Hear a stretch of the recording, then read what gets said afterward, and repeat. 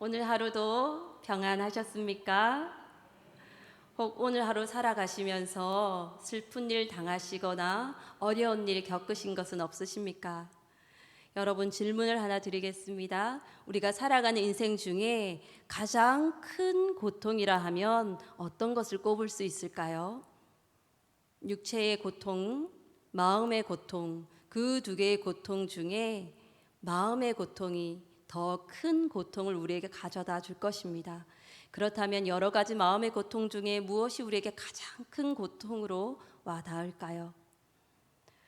제가 좋아하는 책을 한 권 소개해 드리겠습니다. 헤아려 본 슬픔이라는 책인데요.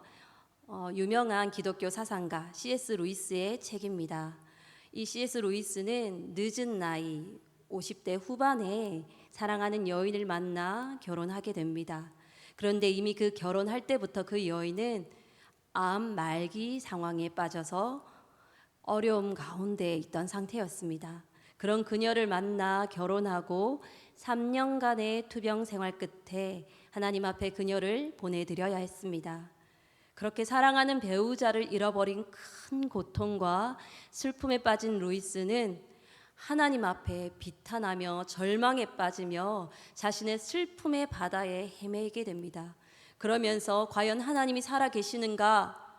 하나님에 대한 의심까지 품는 그런 어려움의 슬픔의 과정을 겪게 됩니다. 그런데 그 과정을 지나 하나님께서 그로 하여금 그 슬픔의 과정이 주님 앞에 진리를 담은 믿음의 고백으로 나아가기까지 그를 인도해 주고 있는 그 세세한 과정들을 솔직하게 이 책에 담아내고 있습니다. 제가 처음 질문 드렸던 것은 우리 인생의 가장 큰 고통이 무엇일까? 사랑하는 사람의 죽음이 아니겠습니까? 배우자의 죽음, 또 사랑하는 자녀의 죽음, 그것이 우리 인생의 그 무엇과도 비교할 수 없는 고통을 안겨다 주지 않겠습니까? 오늘 우리가 살펴본 본문 욥기에서는 이런 큰 고통과 슬픔을 직면한 욥에 대한 상황을 살펴볼 수 있습니다. 사랑하는 여러분, 욥은 어떤 사람이었습니까? 여러분이 잘 알고 계시겠지만 욥기 1장 1절로 3절의 말씀 우리 한 절씩 살펴보며 욥이라는 사람에 대해서 우리 한 번 더 되새겨 보도록 하겠습니다. 우리 1절 말씀 읽겠습니다. 시작. 우스 땅에 욥이라 불리는 사람이 있었는데 그 사람은 온전하고 정직하여 하나님을 경외하며 악에서 떠난 자더라. 그에게 아들 7과 딸 3이 태어나니라. 그의 소유물은 양이 7,000마리요 낙타가 3,000마리요 소가 500결이요 암나귀가 500마리이며 종도 많이 있었으니 이 사람은 동방 사람 중에 가장 훌륭한 자라. 아멘.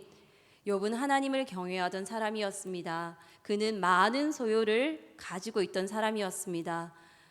가축도 종들도 많은 것들을 갖추고 있을 뿐만 아니라 사람들로부터 존경받는 훌륭한 삶을 살아가는 사람이었습니다.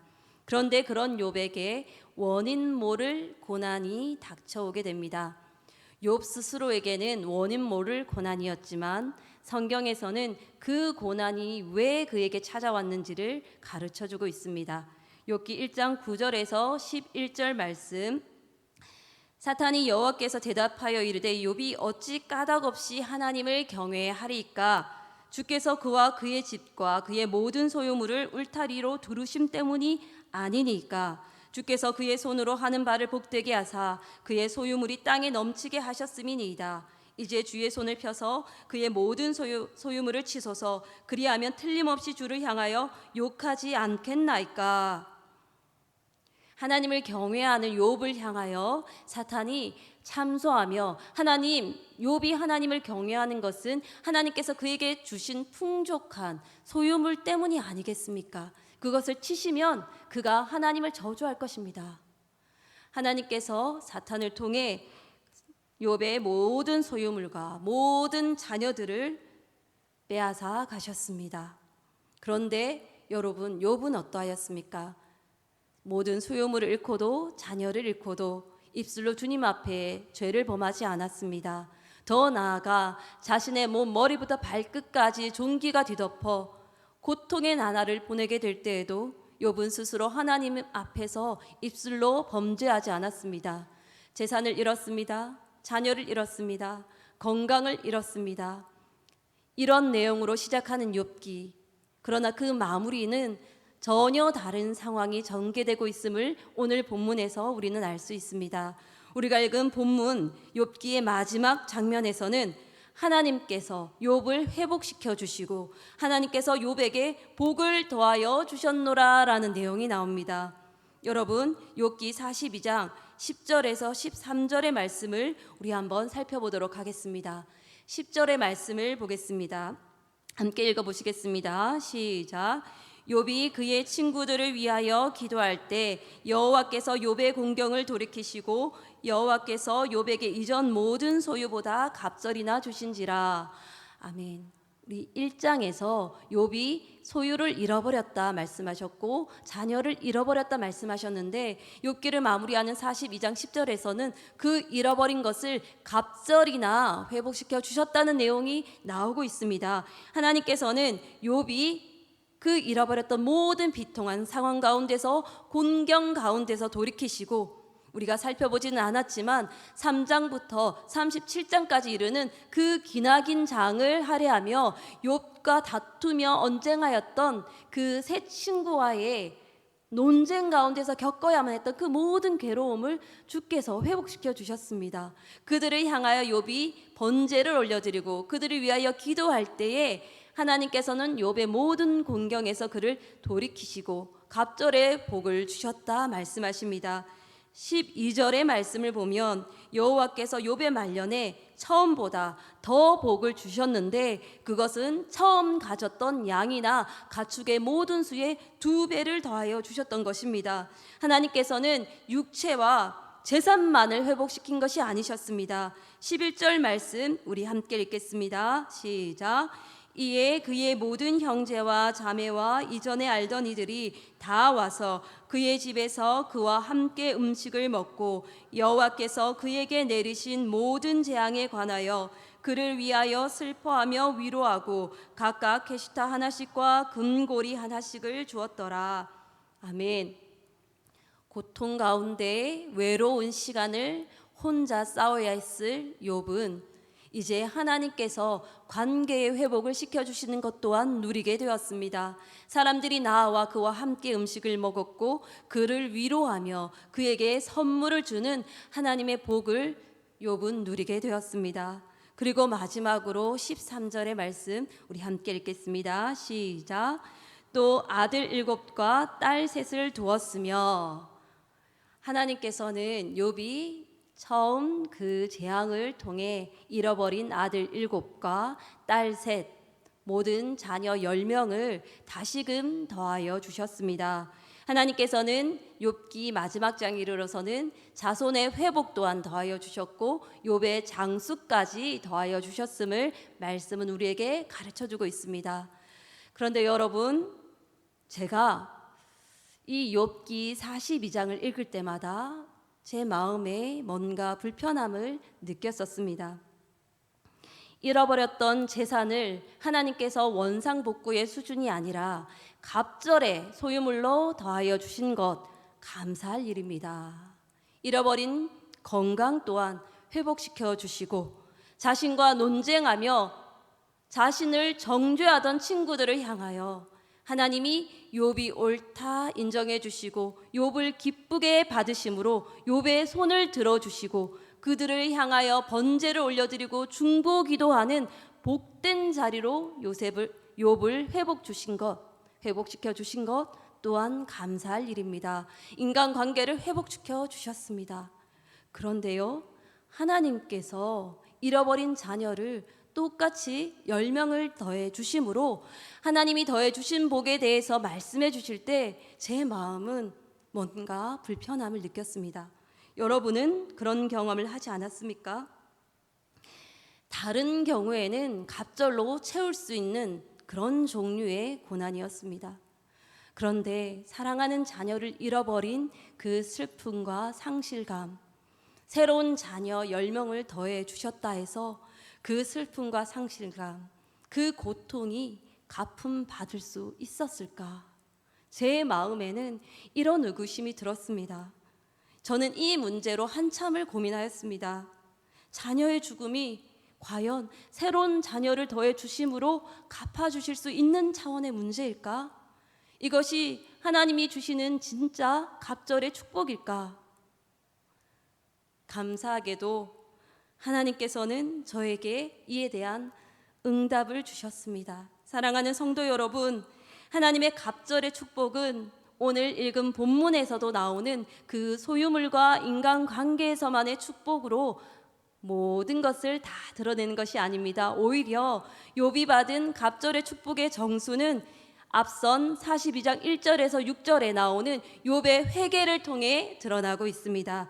우리 42장 6절 말씀 함께 읽도록 하겠습니다. 시작. 그러므로 내가 스스로 거두어 드리고 티끌과 제 가운데에서 회개하나이다. 욥이 하나님께 회개하고 있습니다. 욥은 의인인 자신이 왜 고난을 당해야 하는지 이유를 알 수 없었습니다. 자신을 비롯해 의인들이 고난당하는 불의한 상황을 향하여 하나님의 공의로우심에 대해 의문을 품으며 하나님께 질문하였습니다. 욥기 24장 12절에서 욥은 성중에서 죽어가는 사람들이 신음하며 상한 자가 부르짖으나 하나님이 그들의 참상을 보지 아니하시느라, 원인 모를 고난을 당하게 하시는 하나님, 왠지 모르게 침묵하고 계시는 하나님 앞에서 욥은 하나님의 공의에 대해 원망의 마음을 담아 말하고 있는 것입니다. 욥은 특히나 자신의 고난, 의인의 당하는 원인 모를 고난에 대해 하나님 앞에 하나님의 행사에 대해 하나님의 일하심에 대해 원망과 불평을 하였습니다. 그런데 그런 불평과 원망의 마음을 가졌던 욥이 이제는 이 회개하는 이 부분에서는 내가 그동안 나의 제한적인 생각과 인간의 한계로 하나님을 판단하였구나, 그 하나님 앞에 회개하고 납작 엎드리며 하나님의 절대적인 주권과 그 은혜를 인정하는 모습으로 바뀌었습니다. 2절의 말씀 함께 읽겠습니다. 주께서는 못하실 일이 없사오며 무슨 계획이든지 못 이루실 것이 없는 줄 아오니. 욥은 온 세상을 다스리시고 섭리하시는 전능하신 하나님을, 그 절대 주권을 가지고 계시는 하나님을 믿는 믿음의 단계로 나아가게 되었습니다. 하나님이 하시고자 하시는 일들은 전적으로 받아들이고 하나님이 이루어 가시고 행하시는 그 모든 일을 전적인 신뢰로 받아들이는 믿음의 수준에까지 욥은 나아가게 됩니다. 욥의 회개, 이런 믿음의 도약이 어떻게 가능할 수 있었을까요?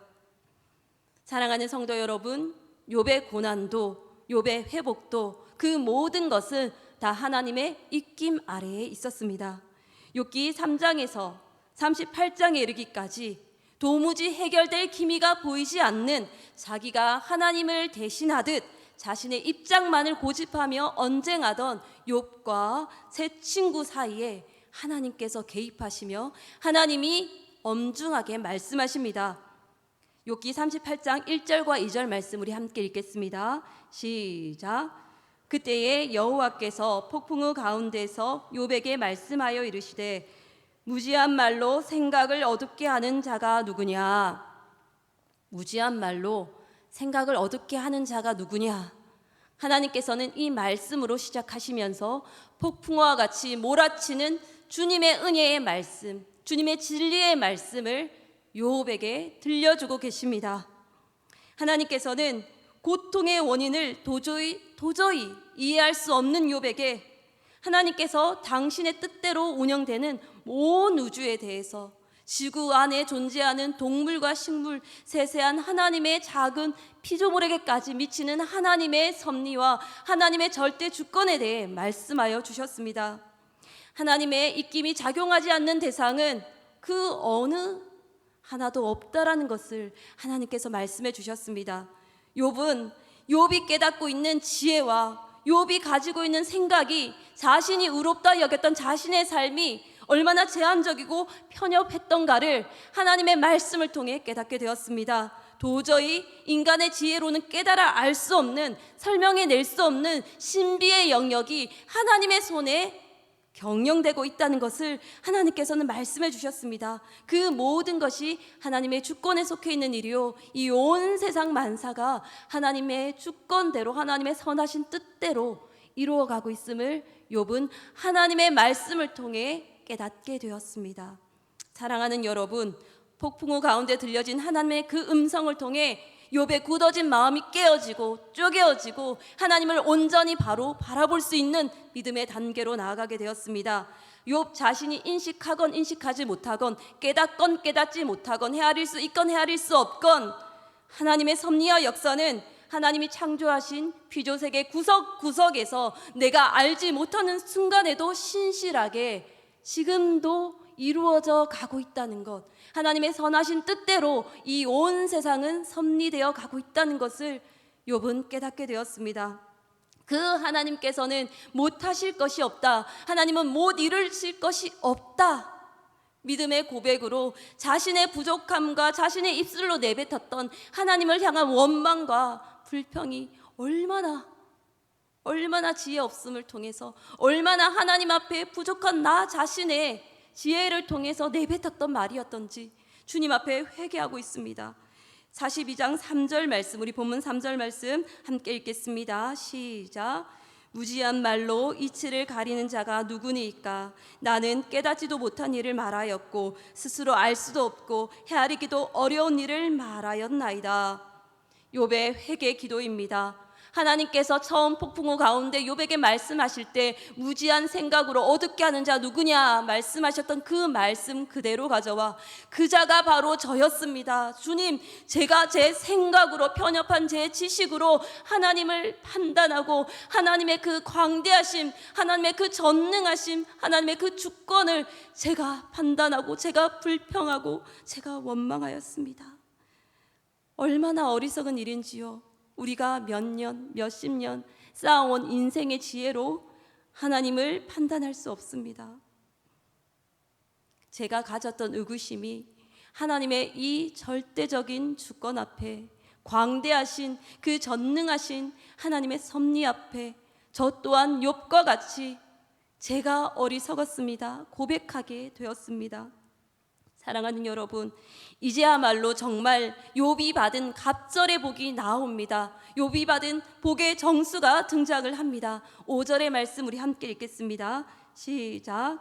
내가 주께 대하여 귀로 듣기만 하였사오나 이제는 눈으로 주를 배움나이다. 함께 읽겠습니다. 이제는 눈으로 주를 배움나이다. 욥이 이전에는 조상들의 교훈이나 다른 사람들의 말을 통해 귀로 들은 관념적인 지식으로 하나님을 알았다면, 이제 욥은 하나님을 만나 하나님을 보는, 그렇게 하나님을 믿는 신앙의 수준으로 발전하고 자라가게 되었습니다. 하나님께서 욥에게 나타나 만나주시고 이전의 생각으로, 자신의 짧은 인생의 지혜로 판단하고 재단하였던 하나님의 은혜를 이제 하나님을 만나 배웠더니 자신의 한없이 연약하고 보잘것없는 존재임을 깨닫고 반대로 하나님의 한없이 높으심을 깨달으며 그 살아계신 하나님을 체험하고 경험함으로 이제 그 누가 뭐라 해도 하나님의 신실하심과 그 은혜, 하나님의 절대적인 주권으로 하나님이 행하시는 그 일은 그 누구에 의해서도 방해받지 아니하고 하나님의 선하신 일은 그 누구의 뜻보다 높으며 완전하시다는 사실을 욥은 깨닫게 되었습니다. 사랑하는 성도 여러분, 우리가 머리로 알고만 있는 신앙에서 이제 보고 경험하는 신앙으로, 체험하는 신앙으로 나아가게 되기를 간절히 축복합니다. 사랑하는 여러분, 하나님을 우리가 만나 배웠고 이전에 귀로만 듣던 수준의 신앙이 아니라 눈으로 배웠고 내 삶에 살아 역사하시는 그 하나님을 증거하며 나아가는 복이 우리에게 있게 되기를 원합니다. 욥은 이 욥기를 시작할 때 가졌던 그 믿음의 수준과 마무리할 때의 믿음의 수준은 전혀 다른 모습으로 하나님께서 변화시켜 주셨습니다. 욥은 하나님의 주권적인 은혜 앞에 주체할 수 없는 감격에 빠져서 하나님을 찬양하며 하나님 앞에 그 인생을 올려드립니다. 제가 며칠 전 봤던 영상이 있습니다. 이 사진을 하나 보여드릴 텐데요. 예, 그 무동력 비행기입니다. 무동력 비행기를 타는 체험을 했던 한 아나운서의 이야기를 담은 영상을 봤습니다. 아나운서는 평생 카메라 앞에서 방송을 위해 일을 하며 카메라에 집중하는 삶을 살았는데 어느 날 저 무동력 비행기를 탄 후 고백하는 그 고백을 제가 들었습니다. 무동력 비행기로 온전히 바람에 의지하여 하나님의 그 지구 가운데 역사하신 그 힘을 의지하여 그 비행기를 탈 때 뒤집어지기도 하고 이 세상 온 세상을 바라볼 때 비좁은 무동력 비행기 안에 몸을 구겨 넣고 비행기가 너무 적은데 위험한 것 아니야? 두려운 마음으로 탔는데 내릴 때 그의 얼굴에는 눈물이 흐르는 것을 제가 보았습니다. 무서워서요? 아닙니다. 그가 그렇게 고백했습니다. 이 세상이 이렇게 아름답다니. 정말 세상이 경이롭고 너무나 아름다운데 그동안 나는 카메라 렌즈만 보며 살았구나.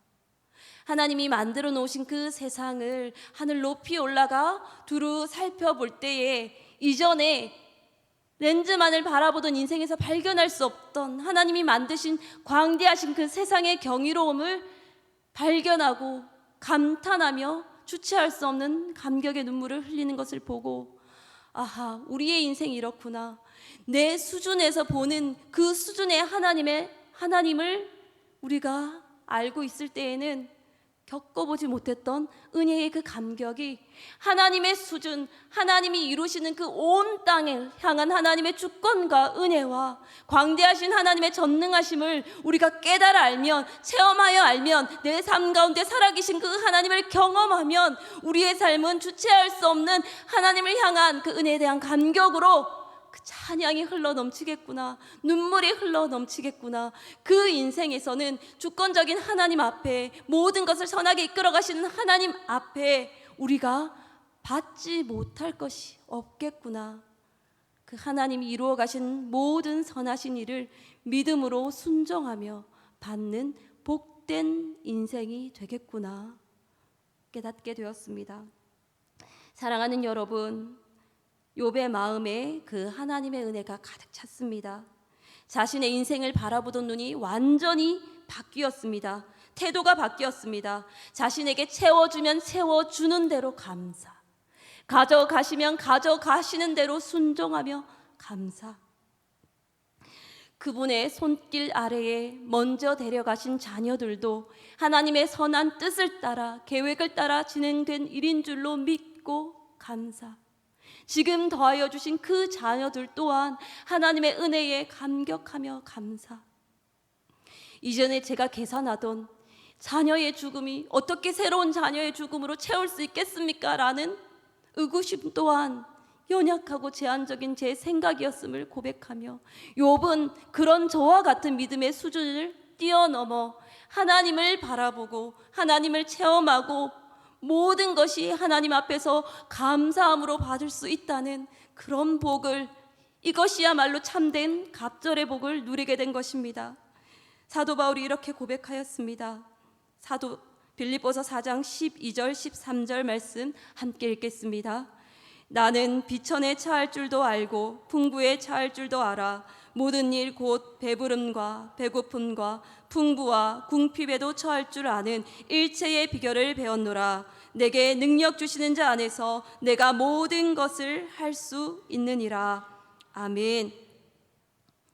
원하시는 자에게 원하시는 뜻대로 채워주시고 때로는 가져가시는 하나님, 그 하나님의 행하심 앞에 그 모든 것을 감사함으로 받을 수 있는 일체의 비결을 바울이 내가 가졌노라 고백했듯이 욥도 이제 그 복을 받게 된 것입니다.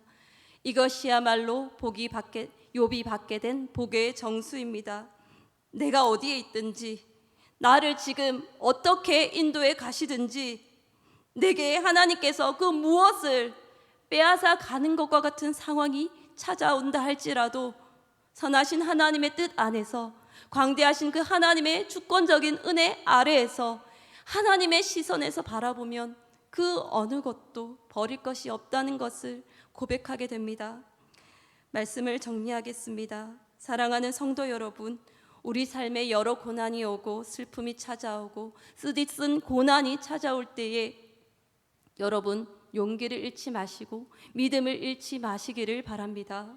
하나님께서는 항상 폭풍우를 우리 가운데 보내실 때에 폭풍우를 꾸짖으시거나 그 폭풍우를 즉시로 잠잠케 하시지는 않습니다. 대신 그 폭풍 위에 요동하는 우리의 마음에 평안을 더하여 주십니다. 하나님께서는 고요하고 평안한 삶만을 우리에게 주시지 않지만 그 대신 항상 하나님을 의지하고 바라보며 그 하나님의 선하신 손길을 의지하며 살아갈 수 있는 은혜를 더하여 주시는 것입니다. 우리에게 이게 끝이 어떻게 될 것인지에 대해서 알려주시지 않지만 항상 오늘 한 걸음을 나아갈 우리 발등에 비춰지는 빛을 주시는 분이 하나님이십니다.